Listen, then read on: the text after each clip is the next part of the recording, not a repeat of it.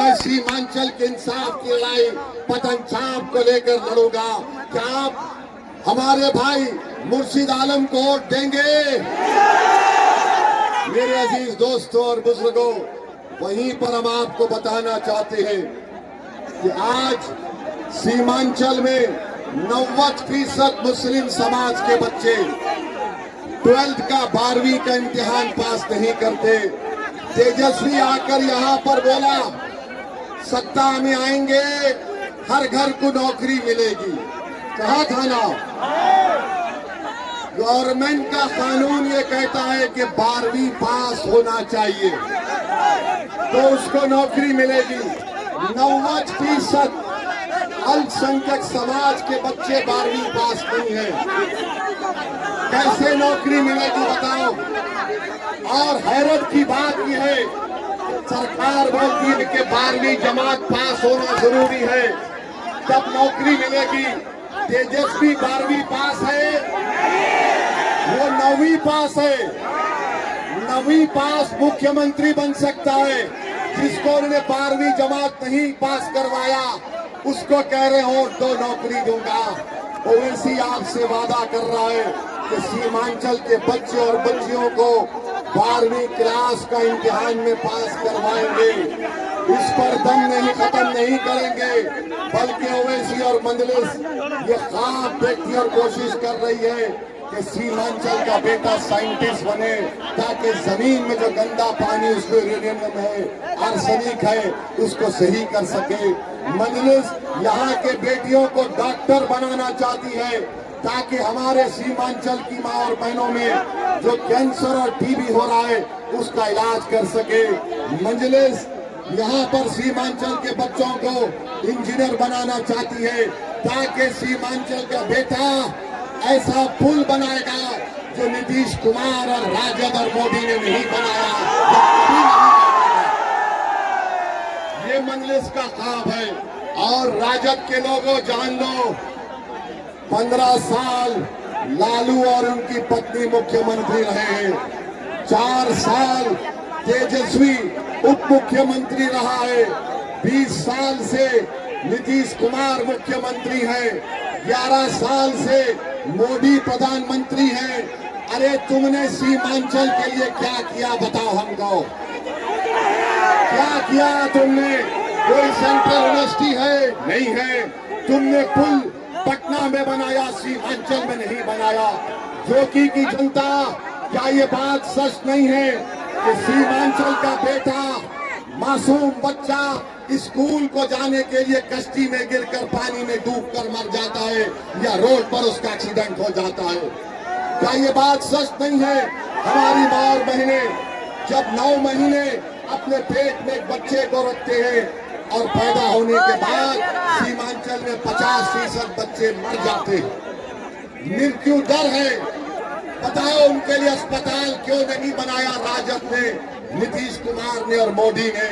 मैं आपसे वादा कर रहा हूं, उन माओं से वादा कर रहा हूं, अस्पताल बनेगा, पीएचसी सेंटर में डॉक्टर बैठेगा, नहीं बैठेगा तो उसका इलाज मुर्शिद आलम करेगा, दवाओं का इंतजाम होगा। और सुन लो जो कि आज की जनता, मुर्शिद आलम कामयाब होगा तो ब्लॉक से भ्रष्टाचार का खात्मा होगा, रिश्वत का खात्मा होगा, कोई गरीब से पैसा नहीं लिया जाएगा। जो गवर्नमेंट का मुलाजिम है वो शाहनवाज और सरफराज का गुलाम है, उनका कमीशन मिलता है, पटना तक जाता है।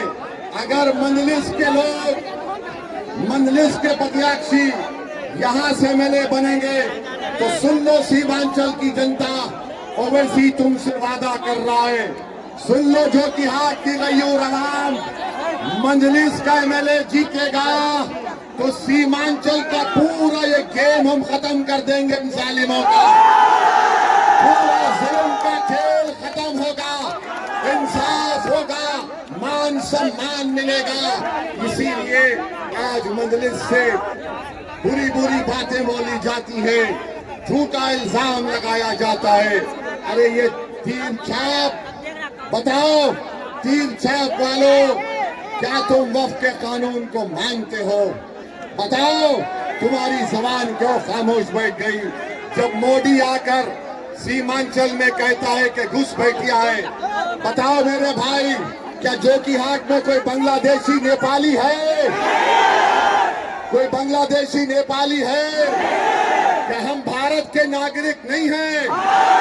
तो मोदी सुनो, अमित शाह, नीतीश कुमार, तुम सीमांचल को बदनाम करने का काम कर रहे हो।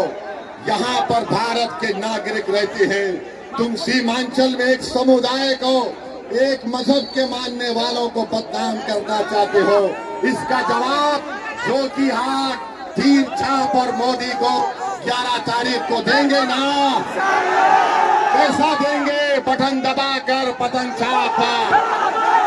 तो मेरे अजीज दोस्तों और बुजुर्गों, याद रखो हमारी बात को।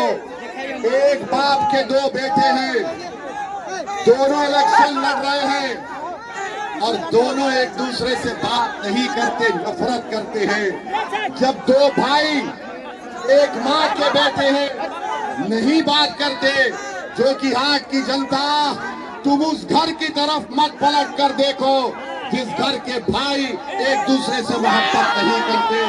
ओवैसी ये कह रहा है, ओवैसी ये कह रहा है, हम ये कह रहे हैं कि हम हर घर में मोहब्बत देखना चाहते हैं, हर नौजवान के चेहरे पर मुस्कुराहट देखना चाहते हैं। सीमांचल का एक और नौजवान पलायन करता है, ना राजद रोक सकी, ना नीतीश कुमार रोक सके, ना नरेंद्र मोदी रोक सके। हम उन बच्चों के चेहरों पर मुस्कुराहट लाना चाहते हैं। बताओ, हम मोहब्बत को आम करेंगे? आप एक दूसरे से मोहब्बत करेंगे? आप अपना वोट पतंग छाप को देंगे? तो मेरे अजीज दोस्तों और बुजुर्गों, जब आपने फैसला कर लिया तो मुर्शीद आलम को आप कितना अक्सरियत मेजॉरिटी से कामयाब करेंगे? कितना अक्सरियत होगा? कितना अक्सरियत होगा? 1 लाख पार का अक्सरियत होगा? होगा, इंशाअल्लाह होगा। इन तमाम को वोट मत दीजिए जो आपका वोट लेकर आपको धोखा देते हैं, जो आपका वोट लेकर आपके खिलाफ, संविधान के खिलाफ कानून बनाते हैं, जो आपका वोट लेकर मोदी को प्रधानमंत्री बनाने का काम सरफराज साहब जो पार्टी से आ रहे हैं उनसे किया है। तो हम आपसे कह रहे हैं, एक गरीब का बेटा आपके सामने खड़ा है, एक गरीब का बेटा मुर्शीद आलम है, आप उसको कामयाब करिए। जोकीहाट की जनता, हम आपसे वादा कर रहे हैं कि 6 महीने में एक मर्तबा मुर्शीद आलम की कामयाबी के बाद ओवैसी तुम्हारे दरमियान में आएगा और मुर्शीद आलम से पूछेगा कि बताओ तुमने विकास का काम क्या किया, और मुर्शीद आलम छोड़ के नहीं जाएंगे इंशाअल्लाह ताला। मुर्शीद आलम शाहनवाज नहीं है, मुर्शीद आलम मर जाएगा मगर मजलिस के परचम को नहीं छोड़ेगा इंशाअल्लाह। ये शाहनवाज जिसने अपने बाप मरहूम तस्लीम साहब का नाम खराब किया, अरे इंसान की जबान की कीमत होती है। उसने हमारे सामने आकर रोकर कहा था कि भाई हम कभी छोड़ के नहीं जाएंगे, मगर लालू का फोन आया तो अपनी गर्दन को झुका दिया। सुनो राजद वालों, सुनो समाजवादी पार्टी के लोग जो जोकीहाट आकर शाहनवाज के लिए वोट मांग रहे हैं, सुनो बीजेपी जेडीयू के लोग, अब दरी नहीं बिछाएंगे, अब दरी नहीं बिछाएंगे, अब गर्दन नहीं झुकाएंगे, अब आंख में आंख डालकर हक को लेंगे इंशाअल्लाह ताला। ये हक लेने का वक्त है। सीमांचल की जनता वो सुबह तुलू होगी जरूर इंशाअल्लाह ताला, जब तुमसे इंसाफ होगा। तुम में एक शऊर बेदार हो चुका है, उस शऊर की बुनियाद पर ये लोग डर रहे हैं। इसीलिए कोई उत्तर प्रदेश से आके बोल रहा, अरे ओवैसी यहाँ क्यों आया? अरे तू उत्तर प्रदेश से आता है, मगरबी यूपी से आता है। अखिलेश के बोलने पर मैं हैदराबाद से 11 साल से आ रहा हूं। और सुन लो अखिलेश यादव, तुम यहाँ पर सिर्फ अपने यादव भाई की कामयाबी के लिए आए हो। मैं हैदराबाद से 11 साल से आ रहा हूं, तो सीमांचल के एक एक बच्चे और बच्ची और बूढ़े के लिए आता हूं। ये मुख्यमंत्री बनाना चाहते हैं, क्या बोलते हैं? ये राजद बोलती है सरकार बनाओ।